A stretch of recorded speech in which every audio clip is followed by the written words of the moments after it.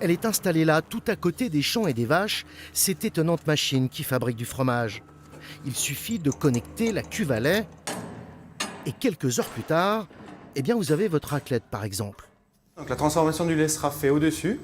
Ici, on va avoir l'armoire électrique. Tout le process, les transferts fluides sont derrière.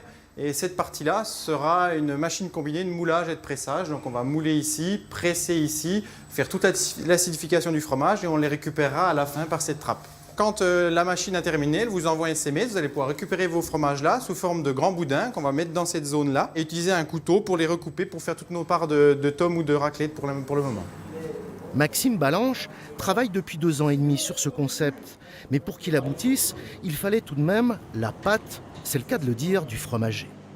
On essaie de faire un fromage avec du rendement, qui arrive à se garder un petit peu, et puis qui se commercialise assez rapidement quand même, quoi. Puis qui soit bon, c'est surtout ça, il faut que ça plaise aux consommateurs. Pour son concepteur, l'Albora répond à une vraie demande même si son coût est élevé, 300 000 € hors taxe. Je suis issu du milieu paysan, donc je voyais la détresse des producteurs de lait.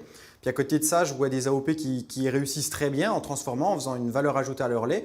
Donc je me suis dit, faut qu'on essaie de permettre à tous les producteurs de lait d'avoir une valeur ajoutée. Donc on a fait cet Albora qui puisse passer une petite quantité de leur production journalière dedans.